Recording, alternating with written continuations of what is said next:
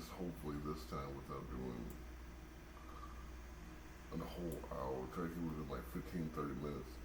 But like level design, how I go with level design, I block out my levels and I build it in sections because like somewhere it's modular.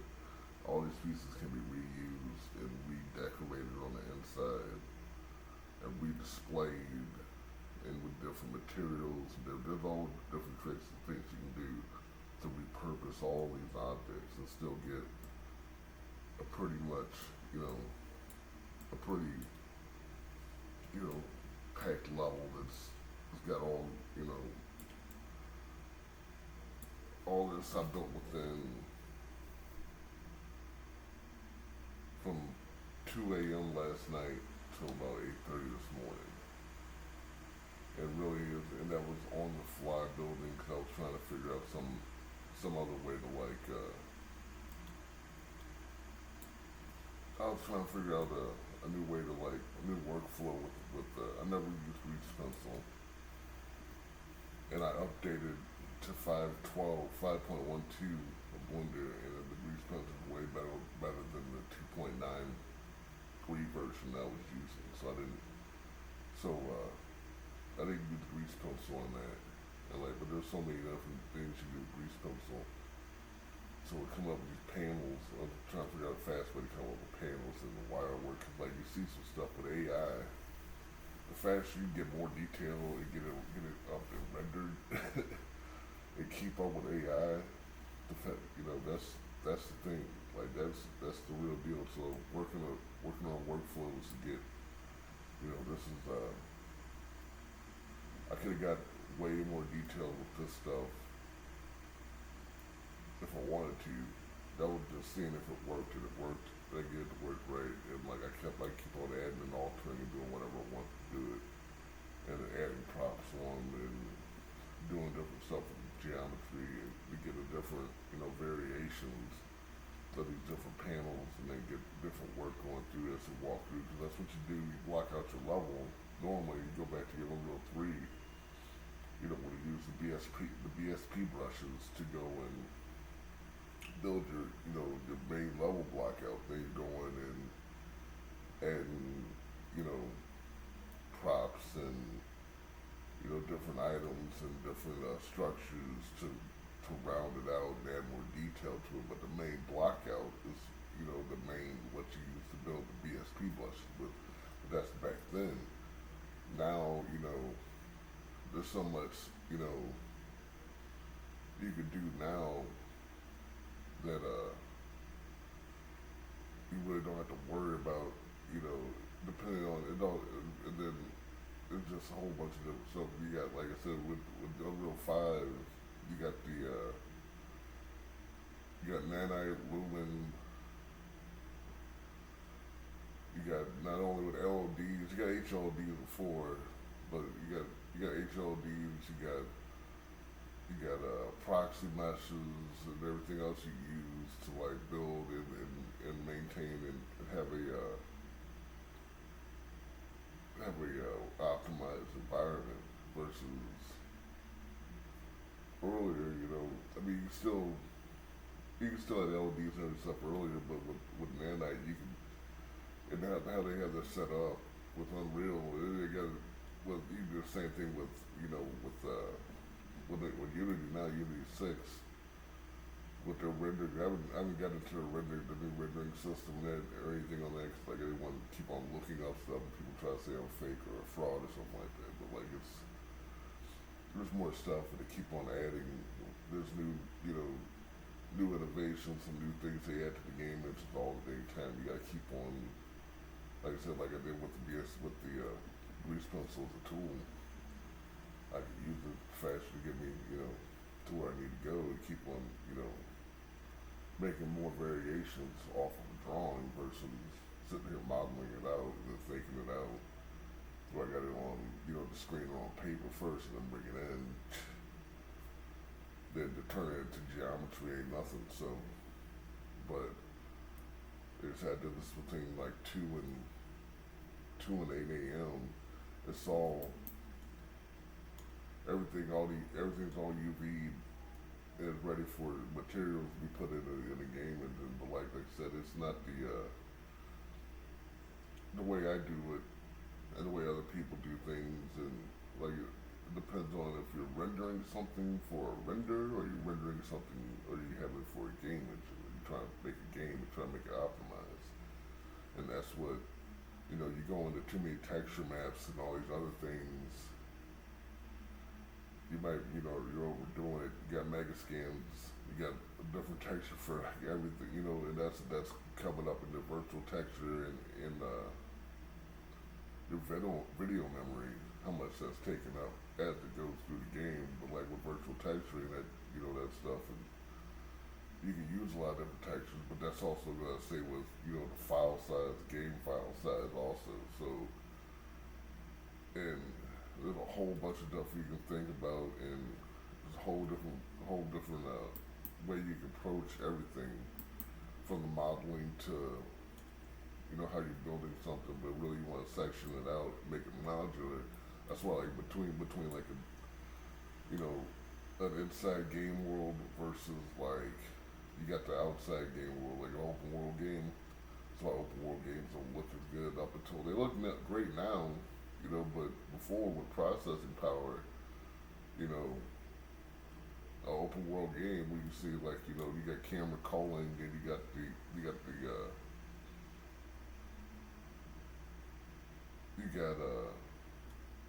what you call it, the clipping distance and everything. So whatever the camera sees, it's rendering.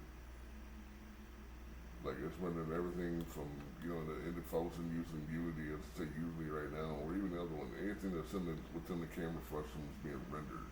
I'll put a door here. Now that anything past the door is not going to get rendered, but everything in here is going to get rendered. As I go past things, as I go forward, and it's not in the camera view no more. That's why you section stuff out. The stuff behind me is not going to be rendered. And this door's so closed, so there's still a lot of it's not a whole bunch of processing when you got a corridor game. That's why a lot of people, corridor games are a lot easier to manage when it comes and optimize because of the fact that like it's you can make it modular and you can section it out, which is the whole world. Depending on the tile size, like 512, we're using 1024 or 2048 world tile or something like that. Then you have them going to where they got to render, depending on if you're using Unreal or Unity. Because Unreal, you don't have to worry about that with the world partition, because you set up how it renders, and you set up how that calling system basically through the world partition. And then HLODs and everything else, you got an LOD for everything. Like, and that's pretty much when you got, you zooming out, it's getting less detailed, versus as you go in closer, it adds more polygons to it. It comes up, like you might have like 5 or 6 models for one model, and it's cycling through those models as you're getting closer to the model from a distance, or you're going back, and it's going from, you get further away, you get, the simpler the model's going to be, the closer you get, the more complex it's going to be, and that's the work. And it works similar to the eye, because when you look and see stuff, you don't see all the detail from here. Like if I'm looking at a wall that's over there or something, even the wall in front of me, I'm gonna see more detail as I get up closer to the wall. And they kind of it makes sense that it does that. But then with the calling and then the clipping, your clip distance has to be way further off in the open world versus here. I think the clip distance is at 365 meters. But normally by default it's set like 1,000. But I think it's like 76 meters, 70 something meters right here. If I had that door closed, to see how it's not rendering past 37 meters right now, which, you know, you want to make sure that like it renders the furthest wall, because you don't want to have it like to where I mean, there's something what they do with fog, and like it hides that, you know, that clip distance a little bit, but like depending on how you build the level, how much you depend on fog to like hide stuff out. Cause like when it's, you kind of lose immersion when you see stuff pop into play, and it pops into play, it's a simulation. It's not, it's less of a simulation. You know it's a simulation all bad, but like it's less of a simulation the less you see the popping, the less you see things pop up or disappear as you go. But that's the clip distance, and then with occlusion culling, you know, what's being rendered is what's being seen on the camera. Behind anything behind it is not being rendered. If it's not being seen, so I've got a door here. This next room is not rendered until the door is open. Versus async loading, you can make a corridor system and then async load the next part of like a next big chunk of level. Like if I want to have this whole level, like right now, with the camera clipping being at like 51 meters, you see I'm only seeing, and that's like if they're walking to a level, you don't want to see that. You want to see everything. You don't want to just see part of something and then you get close to it and then it actually starts getting into, it pops up. Versus this far away, now you're rendering everything here and you got the door just pops up. You can't see this behind there. It takes away from the immersion process of putting somebody in the game. When if you can't give that clip distance a little bit further off, but when you got it further off like that, everything's being rendered in an open world. These rooms, they can be packed with models and everything else, but only the outside of the door, all the outside of it's getting rendered, and then whatever I see with this inside this corridor, it's hiding the rest of it, depending on the size of the model. And so once something's blocking something, if it's blocking depending on the size, you can set the size, but just like this little framework right here,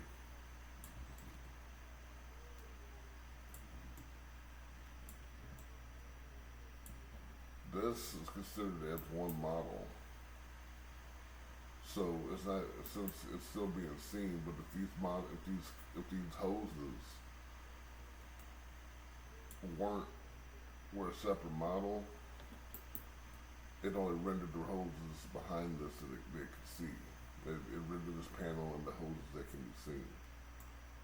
But I have it all as one model. It's no matter what I turn it at, unless I turn it like that, it's not gonna render. But with this little bit right here, these little hoses that I see right there where the arrow's at, it's rendering this panel still, but it's not rendering, well, if I section this off even more, which I can, depending on what I could chunk it up like every individual model set by every individual model's case. So if it's one huge model and it goes through the whole world, it's all connected in one piece.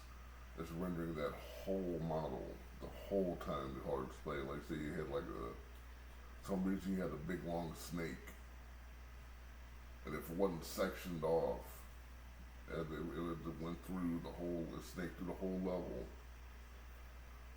it's rendering that whole snake unless that snake is sectioned off into different parts to where it's rendering it in chunks. So it don't have to pass this door, and if it curved over to the left, if it's not rendered, if it's not sectioned off and made in chunks, it's going to render the whole snake all the way over to there and all the way around to where it goes. But if it's sectioned off, it's only rendering up to the door, and then where it can't see it, wherever the next cutoff, where it break the next section, it's not rendering anything past that. That's the occlusion culling.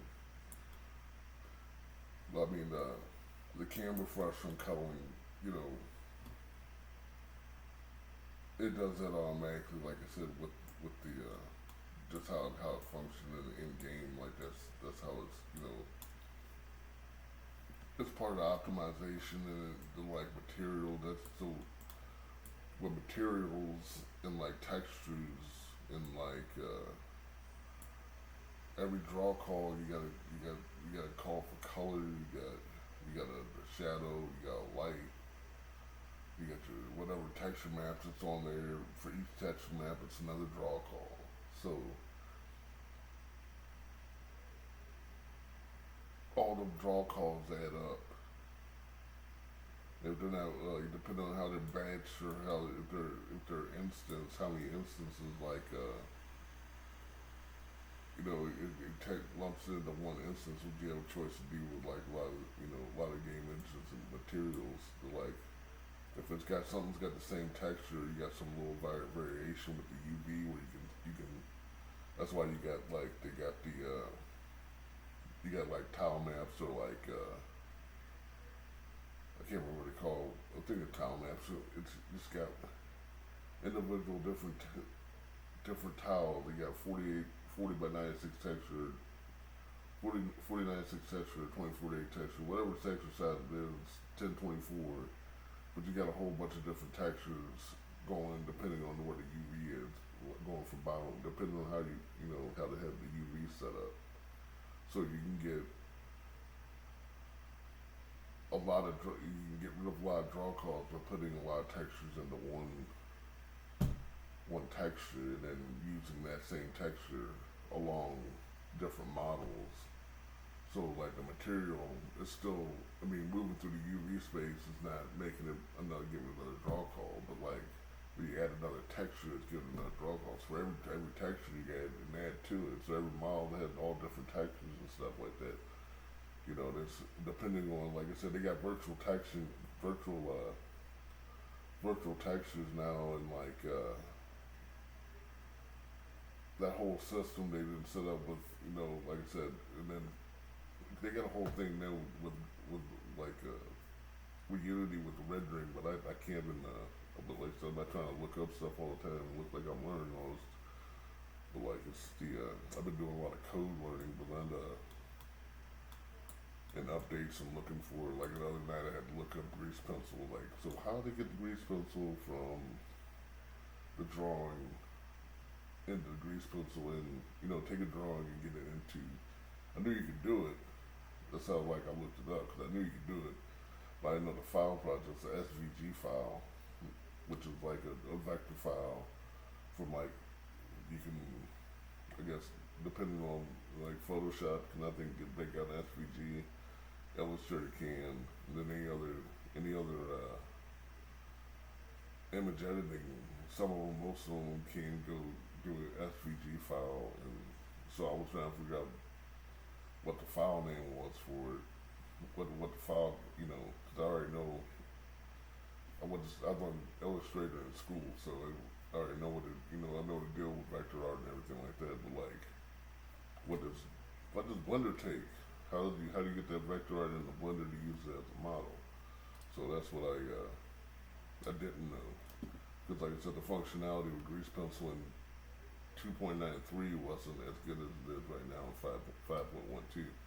And like you can make a whole bunch of different I can draw a whole bunch of different variations faster than I can model a whole bunch of different variations, even though I can model pretty fast. Like it's like I said, 'cause I did all this on a fly, and all this stuff can be repurposed throughout the level. Come up with more panel work, but like all the rest of it, even the hoses, cables, pipes, everything scaled it up, move around, rotate it. The most you can get something out of anything, the most, out of one model, the better, because it's still getting like, it's got the same textures or materials. You're getting them in the same draw call within that, whatever game, whatever level. Like I said, a long time ago with BSP brushes, you're building, you block your big block out, and you're adding the detail objects and your your props and anything, the finishing, your finishing of the game with models. And use the BSP brushes to build a level. But like you can, and then building levels on preference, but you gotta know how the game is and how it renders and how everything that's going on to know how to build it. 'Cause, everything in here. As soon as I close this door, even when I walk past it, a lot of this stuff is not getting rendered anymore. As soon as the player gets past it, and with the door, if the doors closed or open, you know, I can make it modular and have another section come off here and flip it around and twist it around, add different models, and get the same, out of the same corridor. I can, cause like this model basically is this model. I just altered it and made it a little bit bigger and changed it around, but I added a doorway to it. But it was really, this is the same model as this model. But it's not, that's in modeling, but like, all these little sections is rendering this whole, when the character gets into here, it's rendering this area right here. Anything behind it, when the door closes or the door's not open, it's not rendering nothing behind or anything. That's how you want to build this stuff. I think the same goes with the lighting and everything else as you move along and go through the game. The textures and materials are cycling through that and then putting stuff in the RAM and bringing stuff out of RAM for you to use in so when you section it off like this, like, it's you're getting out, it's optimized because of the fact that like it's not rendering all of this at the same time. It's just rendering these small parts, and then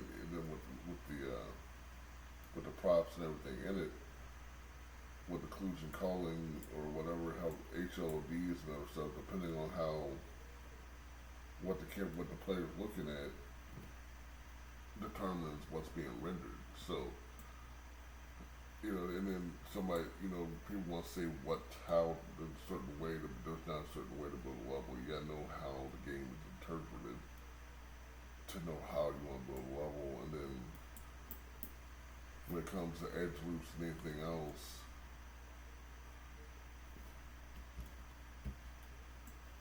depending on if it's going to be tessellated or depending on if depending on the physics calculations, the more vertices, the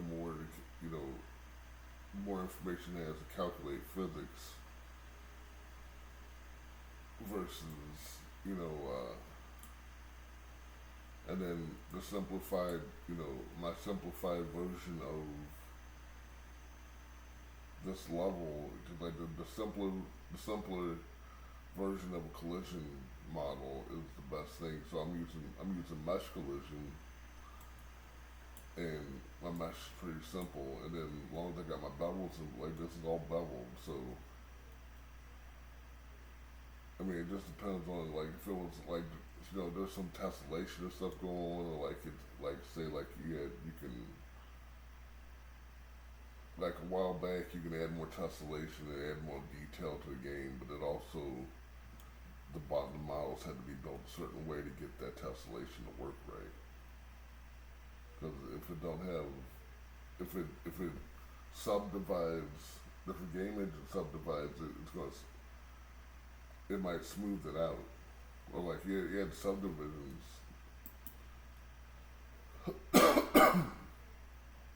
It'll interpret this as something round and not something sharp or hard surface or something like that, because the fact that I've got edge loops in certain places like up near close to here, but with the beveling, that's what I'm I don't have to worry about that because I make sure I got the beveling. Because like light information, you got a corner, and that's the other thing with it. You got a corner or something. You got two planes. Now it rendering faces and rendering sides. So there's no face normal. It's not getting no texture there. Versus you look at a corner of of a wall, there's, you see a face. You know, there's still, no matter how, there's still, you can still see it. It's still giving light information. Versus when you got two edges butted up together, depending on ambient occlusion and what the ambient occlusion is going on, a corner might like an inside corner, but like an outside corner, you're not getting that detail to give that the edge any detail, because the fact that it's just two edges together. So when you add a bevel onto it, you're adding information along that corner for it to give the received light, normal, whatever else, give it more detail and not just like, just look like this sharp corner sitting there. And then it takes normals better too, cause like with normal information, like how normals determine how the light reacts, how the surface reacts to the light.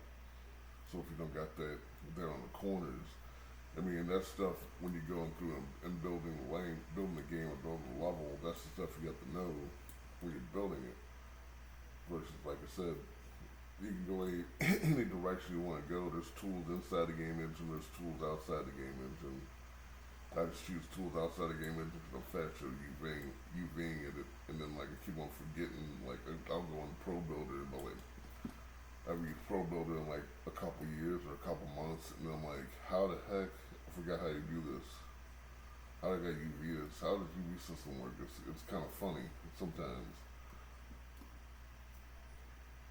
So like, to alleviate all that, I just stick with, modeling in the game, modeling in the model, like, 3ds Max, Maya, or Blender, which I do know, I went to school on 3ds Max and then Maya on my own, at school. Like a dummy, because I thought both of them were the same, but like, they're not the same. They're the same. They do the same things, but they're not exactly the same. Like, you would think they would be exactly the same because they're Autodesk, but they're not.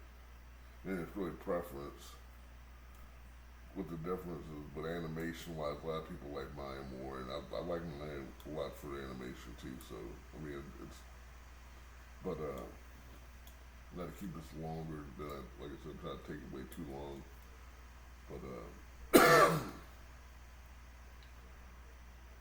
yeah, that's pretty much with, like I said, a lot of people say, I don't care what people say really, but like, we got a whole consensus out there, people you shop it to and they want to buy a game, you want people to buy a game from you, want to make sure they know you're building it right. The games I got right now, do I want to use this sort of level? I got levels already built, and I got a whole easy design to go with this level. So with this game that I'm trying to put out right now, that it only take not too long to put together a level, but it's the fact that like I said, am I getting hacked or not? Is this thing or getting copied or whatever?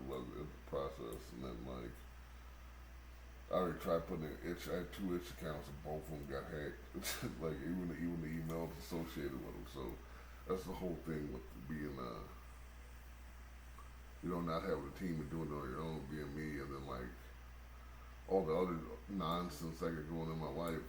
But like I'm just trying to make some money, and then people try to stop me. I mean, I went to school. It's not like like they want to say like whatever monkey see monkey do, and I'm just like, I just learned from looking, but no, I learned from books. I learned from sitting there long hours with a computer that didn't have a graphics card to render out scenes really, but it rendered it on the dedicated graphics chip inside the computer at first.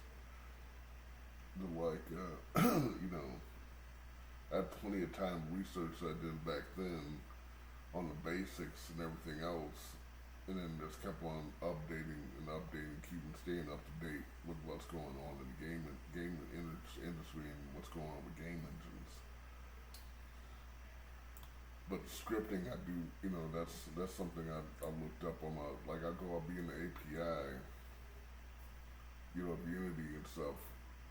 And like a lot of the game engines, they're very thorough, like even Unreal, very thorough, like very, tons of documentation on games and building games in their engine, how to do it, and their document, it's it's got enough, stuff out there, instructional like videos and stuff to learn. But then Unreal was the same thing. It's still the same thing as it was from Unreal 3. Just it don't have Cascade anymore. It's got Niagara. It has chaos for the destruction, but it still also has the fracture thing, the fracture tool to break models up. It still has it doesn't have well, it still has matinee or some similar matinee, similar same thing. Everything else is pretty much the same, just an updated interface. But everything else pretty much, and then you got blueprints. Blueprints are a new thing, but between Unreal 3 and Unreal 4, like I said, Unreal 4, if I did have a computer to do Unreal 4, back then it was the only difference was with blueprints, because you're able to Kismet is what they had in Unreal, UDK and Unreal 3, but Unreal 4 they came out with blueprints. My computer had a dual core processor that couldn't run Unreal. It couldn't run Unreal 4. And I was like, well, dang it, well, I'll sit here and learn the script and use Unity, and that's what I did from 2012, 2013 on. And so that's what I've been doing. But if I had a quad core processor, if I knew I could have made, we're talking about a lot of stuff different. If I knew that I could rent a computer back then, there was a lot of stuff different. There's been a lot of stuff like that would already been done with the game, and then I would have been able, prove back then versus now. Like I'm still years later. People say I put out a game. I tell people I put out a game, but I keep on doing things and then figuring out, just like the itch thing. Both the sites get hacked. both of them, and both the emails associated to them. So. It's been it's like I've got funky attitudes from people ever since I started putting the video, and I really didn't I was doing a video game out there to try to find people to work with, not to be bragging, and like people always think I'm bragging, and I'm like, dude, I'm like done with that. That's why I'm no problem sitting by myself, because I'm never bragging, I'm never have nothing, never. Maybe back then when I was a kid or something like that, if anything. But everybody else did too. Everybody else bragged, So like, but as you get older, it's a different thing. But yeah, like it's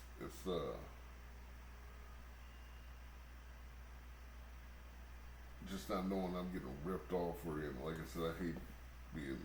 If you talking about a person that hates being watched, but I know, I assume I'm getting watched all the time now, because it's been like that. I busted somebody watched me way back in like 99, 2000. That it's just a thing of privacy and making sure I'm secure in what I'm doing. And doing it broke, it's not doing it secure. Not having an alternative is not doing it secure. Not having a lot of other things, not doing it in a secure way. So like, am I gonna lose all this work on that? Am I doing all this for free?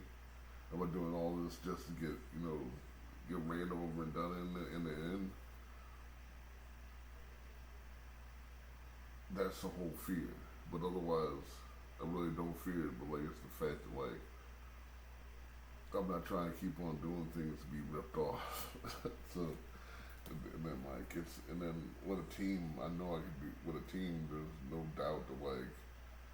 We'd already been, people had already been making money. We'd already made tons of money, and even in bad times, they wouldn't have been as bad.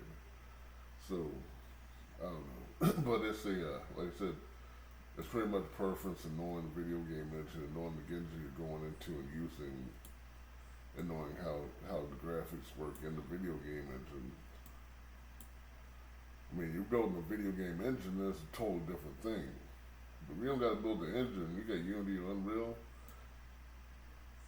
you know, I mean, there's still a lot of steps and stuff, but they're making it kind of easy now. They're making it real kind of easy now for like, you know, they're making it tools for the industry. The people in the industry is making it easier for them. Want it, you know, I guess, but like, I went to school for it. I've been all my life, and so if I didn't know video games, art, and music, those three things, I, you know, and if I didn't, like I said, I dropped out. I didn't get expelled. I dropped out. They called me back to come back to the school. People could say what they want to think, and then with the 2.0 thing, like I said, that's when you have like you got 7 credit hours between 9 weeks. You try to work a full time job or do anything like that, or have a girlfriend or anything like that, or whatever, and you got 7 credit hours within 9 weeks. But then every 9 weeks you got 7, 6, 5 credit hours. You're taking, you know, statistics or a math class and an English class, and you're taking whatever your main field of study is. So I focused always on my main field of study, had A's and B's in that, and then like the worst grade was statistics, but having to like thinking that I was getting withdraw failed when I wasn't, you know, thinking they would put you in withdraw fail a couple times, like because I couldn't get Unreal to run, because I couldn't get 3ds Max to run the first time I had it. That's why I went back to Maya, because 3ds Max needed a graphics card. I didn't have a graphics card then. I ended up going to buy the graphics card to run Unreal later, and I had to drop out that. But like I said, either way, there was I kept a 2.0, but like my grades were in the A's and B's. It was, you know, some of it, you know, was slopped up going pretty fast, but you gotta play the game like you play it, as long as you pass. Like there was I made sure they got my A's and B's. I knew the exact. I may not spend as much time on the homework as I wanted to, and then especially with render time. Back then, you know, like I spent a lot of time, like I spent a lot of time, you know, studying and versus, you know, afterwards correct to, you know, but ain't gonna go into that. But the way, you know, stress relief. But like there's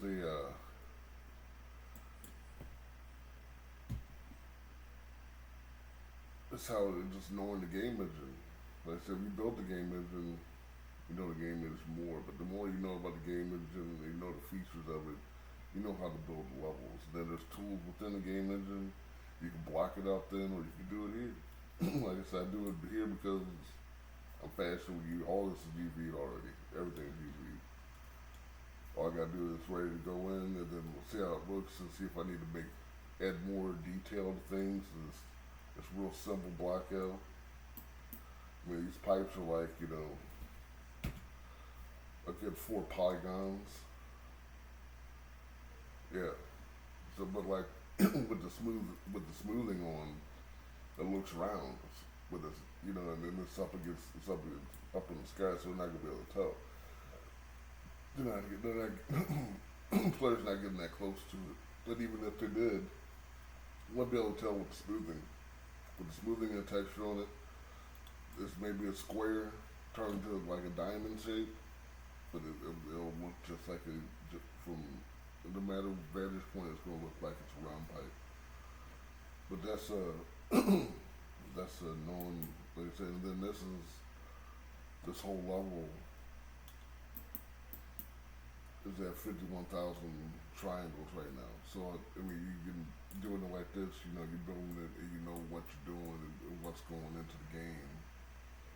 And you know that's 51,000 ain't nothing. 100,000 ain't nothing. A million ain't really. The computers these days, they end up quit from talking, and I gotta really get on to like making. It's the logic in the game, but I really don't want the logic taken. Like I don't want to spend the time on logic and it gets stolen, and I'm making it for somebody else, and like I'm gonna get ripped, and I'm not selling it, but somebody else is selling my logic in my game. That's the whole thing I'm worried about. It's like that's where I'm at right now. And it's not like the building the coding's that hard. I already have what I want to do with it, and like, am I getting robbed and ripped off while I'm doing it? So, but that's how I go through with level design. That's how I build levels. Everybody builds levels. Everybody does things a different way. I mean, it's all how optimization and what you want to do. Thanks for checking it out.